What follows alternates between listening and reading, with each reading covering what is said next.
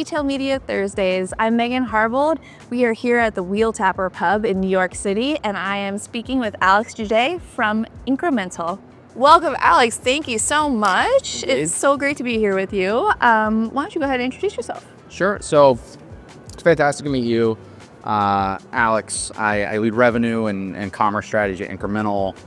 I've been in this space for a decade now, which is jarring, but here I am. Started my career at Procter & Gamble, spent several years there. Then from there, I left and worked at PacView, actually, for a few years and touched just about every part of that business in some capacity. And a year or so ago, I came across Incremental for the first time and liked what they were doing in the team, and decided a few months ago that I wanted to join the team. So now I'm here at Incremental. It's been about a month, which is it's exciting. Yeah, we're going to talk a lot about Incremental. I'm excited to get into it. Before we do, Sure. Why don't you give us a peek of the week? Personal, professional? Peak of the week. I'm going to hang myself out to dry a little bit. So I very much enjoy reading, and I've always read a lot. I've done a really bad job of that the last 2 years. And I finished a book today on the commute into Manhattan. And so that's my peak of the week. So I did it. I finished a book. I got to get back into Cheers. it. Yeah. Ideally, I'm at least one, if not two books a month. Yeah. And I've been at 0.0 books a month for a while. And so I, checked one off. Got a little positive momentum. Amazing. So that's my, we'll go with that as my peak. Great. Yeah. And then one last quick question. Sure. Where are we and why? Yeah, we are at the Wheel Tapper, which is an awesome Irish pub that is, I believe, in what is the oldest Irish hotel in Manhattan. I could be wrong, don't quote me, but I think that is the case. But it's a fantastic Irish pub, which for me, a true Irish pub with a good pint of Guinness is like the eighth wonder of the world. Yeah. And so I couldn't think of a better place to hang out for a little bit. Nothing better than a Thursday afternoon and Guinness. That's it. Hard work for us today. So hard. Awesome. Okay, well, let's get started. Sure. Obviously, we're here to talk about retail media. The world of retail media is super fast growth, a lot of complexity. There's a lot of buzzwords in the space. Incrementality is definitely one of them. It's not on an RFP. It's not on someone's mouth as they're talking about this space. Yep. I would love to hear from your perspective at a company that literally solves for incrementality. Yeah. What is the definition of incrementality? Sure. So, I think if you asked almost everybody in this space, most people revert to the very common traditional definition, which is an event that would not have occurred without some sort of influence, whether that be an ad or whatever it may be. Personally, I don't particularly love that definition because I think it leaves room for nuance that needs to be taken into context. I'll give you an example. So if you were to go on Amazon tonight and buy Tide laundry detergent, and you bought it because you saw a sponsor brand video ad on Amazon, you bought that. In the traditional sense, you would then say well, that was an event that caused you to have that transaction. Generally, most people are that's incrementality, exactly what we're talking about. But what if, in reality, you've been buying Tide for 15 years and you would have bought it at Walmart next week?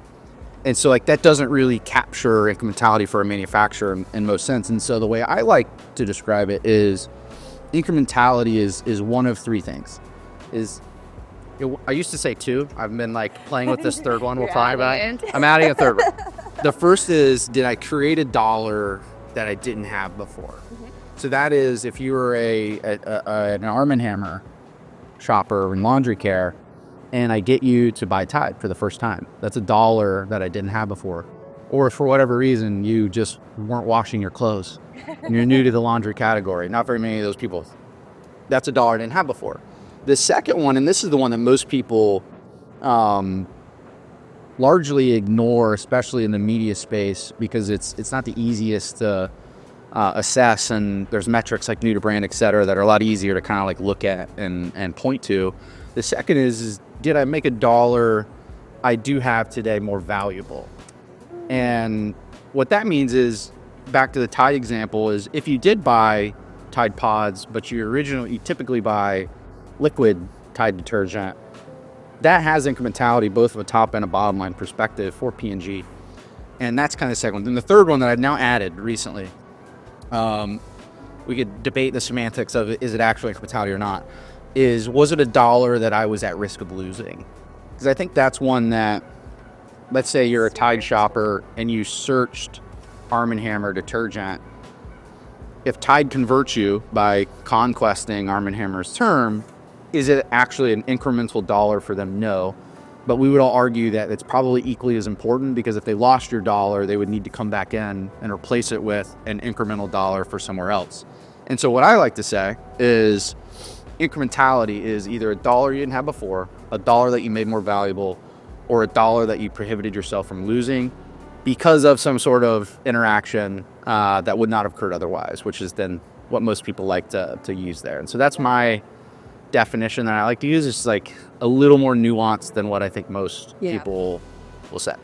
I love that. I think that's a very interesting way of thinking about it. I think there's no doubt, though, that even with the clarity of those three buckets, it's difficult to get to the actual metric that you're looking for. You've got all kinds of complexities in terms of, am I only caring about incremental if I spend an ad dollar on it, or is it incremental period? Is it just certain lines of business that you know what I mean? So I'm curious, what is the biggest challenge at getting at this metric, and what are you kind of being asked to solve at Incremental? Yeah, I think the biggest challenges that exist is if we hone in on what we'll call the commerce media space. Okay. Say retail, I'm starting to say commerce because there's CTV and all these other things coming in. If you think about measuring it in the commerce space, there's a couple really big mountains you have to climb. First is the integration and awareness of the relevant data inputs required. So that's where a lot of providers in this space kind of fall short. I used to work at PackView. PackView has amazing visibility to retail media. They have, just like Sky, they're connected to every retail media engine in the world. They also have fantastic visibility into Amazon, Vendor Central, Seller Central, all of that. They have no visibility to what's happening in a CVS or in a Meijer. And those businesses are gigantic for a lot of our clients. Or we take Sky. You guys started in the national programmatic social media space, and then you've came over and built a fantastic retail media solution that integrates all those things together. But then the same thing of like, there's really not a lot of commerce visibility in that ecosystem. And so you typically have providers who have a view of part of the pie, but not all of it. And that's problem number one, is getting all of the relevant data sources, and we'll place it in commerce, and we're buying retail media. That is the actual retail signals, especially in an omni-channel environment, from in a Walmart, in a CVS, in a Kroger, then the retail media signals for that specific retailer, and then all of the relevant alternate media channels that exist. Because again, we'll go back to our Tide example. If you came onto Amazon and you searched Tide laundry detergent and you bought it, and your measurement provider had no visibility to TikTok, where you actually saw some sort of ad on TikTok or watched some video. Somebody did a fun little dance. Yeah, which is actually what caused you to buy it over here. They're going to attribute that sale to Amazon. And while Amazon should get some credit at it, because it had to be there for you, and it had to have inventory, all those things, this is actually the bulk of what happened there. And so getting all of the data in place is problem number one. That's like the mountain you climb before you actually then see the big ass mountain, which is then like, how do I put all of this data and segment it and index it and cleanse it and put it in what we call a data spine or a product graph, where you then are actually able to leverage and manipulate it and use it and the methodologies then to start to assess this kind of space. And so that's like mountain number one. Mountain number two is where a lot of the traditional measurement platforms really struggle, which is understanding the changing conditions of commerce. So when you built a measurement platform that was meant to understand running a 30-second TV spot on demographic A and geographic B, a lot didn't change super frequently there. MMMs, MMTAs, actually really good math. The math's been proven for a long time. It's been around for a long time. But the problem is that math's not positioned to understand something like commerce that moves at the pace that it does. So you could have a fantastic study for 3 months or 6 months or 12 months, whatever you want, and look back and say, hey, Tide, Amazon retail media was a 4-to-1 or 3-to-1 return for you. One of the core inputs to that was their average organic shelf position was 3. Right. Well, tomorrow, if that average organic shelf position for gain goes from 3 to 15, which it can, like that, your answer is now fundamentally wrong. And so being able to see all of the changing conditions of commerce and then understand how they impact that specific brand, that specific campaign, is kind of mountain number 2. And then the third is the nature in which our clients buy retail and commerce media today is at a very different grain and pace than national programmatic-esque media, where we are targeting specific keywords with specific SKUs with bids that change intraday. It's not how you buy national media, et cetera. Yeah. And so in order to be able to use measurement in this space, you have to have it at a level of granularity, campaign, SKU, keyword, and at a pace, at a minimum daily, to actually then be able to use it. Because if you just give me a Amazon sponsored product, it was a 3-to-1, I don't really know how to use that, buy against that. If you give that to me every 3 weeks or 6 weeks or 9 weeks, kind of irrelevant to use. And so those are kind of the 3 mountains. Get the data, actually be able to see it and understand it. There's the fug. The bugs love the Guinness. Second, as well. understand commerce, which fundamentally most don't. And then third, deliver it at a level of granularity and pace that practitioners in this space need to be able to use it. Yeah. I love that last point. The proximity to activation is critical, right? I think the entity by which you marry the data to like where you actually take action, it's one of the hardest things to solve in this space, especially as more upper funnel, more programmatic-esque type buys like CTV or just general open web. Like you're moving from like a product and a contextual target to like third-party audiences and things that are much more, again, to use your term, like the national buys, like they're about who, not what they're buying. And so connecting those two is a big part of what makes the quality of the measurement so important. We get asked a lot, and I think there's just kind of like a pendulum of maturity that's happening here, right? When we first started in retail media, it was all that on-site search. ROAS was king. That was the metric of success. You determine performance by ROAS. You put the dollar the next place where you were going to get that biggest ROAS. It's still today, a big guardrail around how buying happens, but there's kind of this shift in kind of moving the determination of performance from profitability to incrementality. What would you say, or why would you say ROAS is no longer the metric? What have you seen kind of change in the headspace of these buyers? Yeah, I think it's twofold. One is the amount of investment and resources and importance that this space now plays for many of our clients has gotten so large that it's just there's more eyeballs on it, there's more people, it's more meaningful, and therefore it's graded at a deeper level of granularity. And so you have more people just paying attention. I remember when I was at P&G, I left in 2022. I had started working on retail media in 2020 when I was building the in-house retail media team at P&G. And we were about 6 months into running that. And I was at a bar with one of our finance leaders. And he leaned over to me and he goes, hey, I know you probably know this, but the math doesn't math, And I'm like, well, what do you mean? He was like, so ROAS would say this, but when we hold constant all of the other variables in our business, category growth, competitive influence, merchandising levers, our own innovation and distribution, XXX. You've got this bucket up here that we're willing to say is like being influenced by this media piece. That bucket is a hell of a lot smaller than ROAS is saying it is. And so like the math didn't math.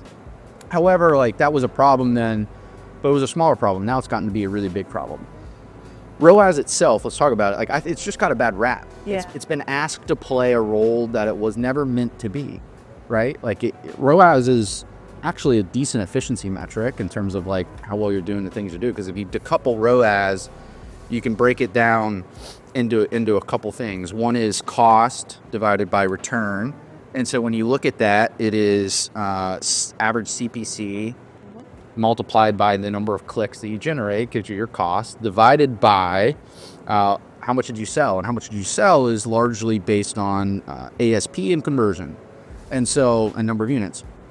And like, so those four things are actually what's moving ROAS up and down at any given time. Well, none of that really is incrementality. And like, that's not what ROAS should be or should be used. It was just the only metric that we had that was relevant and close enough to trying to measure return.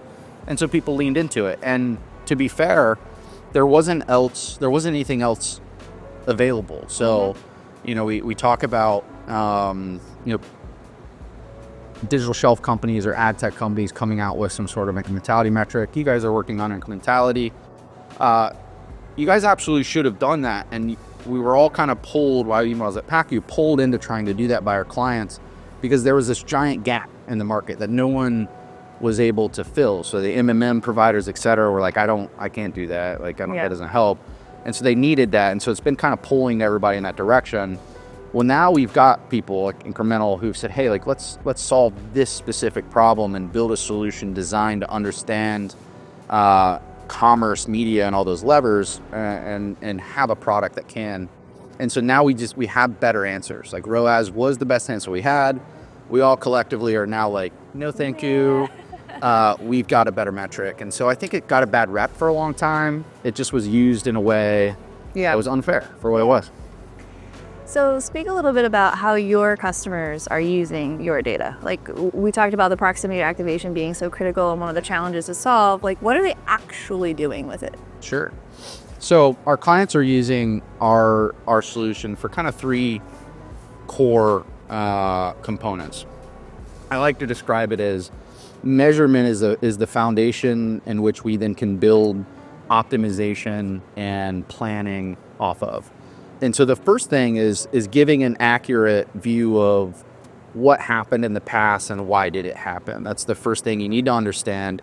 And so what we provide is a daily campaign SKU level IROI for every campaign on every platform, intelligent of TikTok and Meta and Google, intelligent of what's happening in a Walmart, in a Kroger.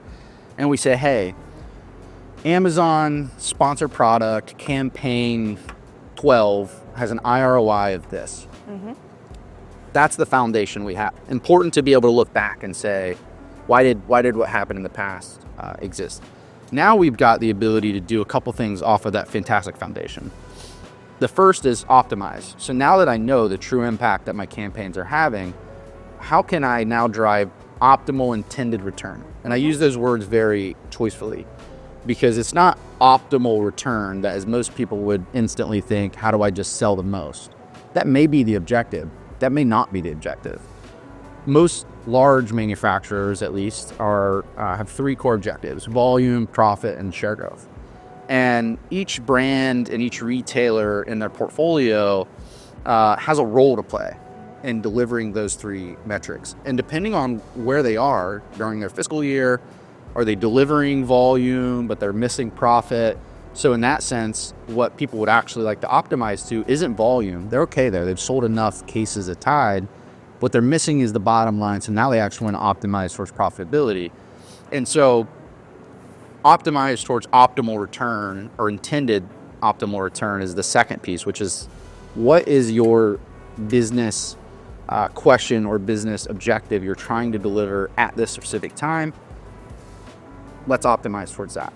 Third is, and this is actually the first thing I saw of Incremental that like caught my eye, is I have PTSD from my P&G days, where I would just randomly on Make It Up a Wednesday, get a question from a brand manager, would be like, hey, what if I gave you $1 million? I'd be like, what do you mean? Like, what do you? That would be awesome. Yeah, what if I gave you another $1 million? And I'd be like, all right.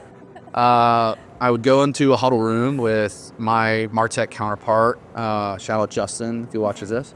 And my hands-on keyboard team, and we would sit in there, and we would try to make assumptions on where do we think we can spend the $1 million, and what do we think we would get in return, and what's the best indicator of what that would be. Horrible scenario. Like, I was on a whiteboard making assumptions on like ad stock and decay rate, and I cheated in high school and college and math, like not a good scenario. And I would come back and I'd be like, hey, I think you could get $2 million. I promise I actually put effort into it, P&G. I wasn't, $2 million on these platforms. And they'd be like, thanks, I just wanted to know. Yeah. And I'd be like, thanks for wasting 72 hours of my team's time. And so the third pillar that we have is this scenario planning, sufficiency modeling, ad hoc solution that allows you to come in and ask questions. If I had $2 million more, where should I spend it and how much do I get back? Or on the flip side, my finance guy is telling me that I need to pull $2 million. Yeah. What happens to my business if I do that? And where's the best place for me to do so? And then you can do things like annual planning for like what should your budgets be, hold JBP considerations constant, etc. And so that's kind of an ad hoc part of our tool. And so those are the three main components: measurement foundation, optimize off of that, plan off of that. Total objective being understand the past, but now you can maximize your future. Awesome. Well, thank you so much. It's time for another beer, but before we do, I do have some quick fire questions for you. All right, dope. I'm going to get my handy dandy little paper out here. You'll like this, because obviously we like Guinness. So I have some Guinness trivia for you. Okay. I did just go to Ireland this year, so did the Guinness factory. Have you been to the one in Baltimore? I have not. It's obviously not nearly as amazing as being in Ireland, but highly recommend. It's good to our CPO Jesse is in Baltimore, and he has never mentioned this to me, and he knows how much I enjoy a pint of Guinness. And now, yeah, I have a bone for Jesse. Yeah, you've got something to talk about and complain about here. Okay, so couple quick questions. Okay. You better know this. What color is Guinness beer actually when held up to the light? Red? Yes, it's like a ruby red. It is not black, even though that is such an iconic. Felt self-conscious about that answer. I felt like I knew it, but I was like, nah, I'm gonna mess this up. We're all gonna judge you so harsh if you no. Just kidding. Okay, this one also hopefully pretty easy. What annual publication was created by the managing director of Guinness in the 1950s and became a worldwide record-keeping book? The Guinness World Record Book. Absolutely. Or is it the Guinness Book of World Records? The Guinness World Records. World Record. Okay. Yeah. I think. That's what I have. ChatGPT may be wrong. What iconic animal has been featured in many of the Guinness advertisements since the 1930s? Toucan. Yes, I did not even know that. When I looked at it, I was like, wow. I only know this because of the amazing memorabilia they have in the Guinness factory. They have the Guinness Museum, and just this nostalgia of Guinness throughout the years, and the toucan is everywhere. Yeah, amazing. All right, last one. Guinness is famously known for its dark color, its creamy head. What is the unique process called that creates the bubbles in the head of the Guinness beer? I should know this. I feel like I'm probably very wrong, but I feel like it has something to do with the nitrogen in the Guinness. Yes. Is it Nitrogenation. Nitrogen. See, yeah. Nailed it. Amazing work. Yeah. 4 out of 4. Thank you so much, Alex. This was absolutely a pleasure. I look forward to our next Guinness here in a few moments. Indeed. Thank you.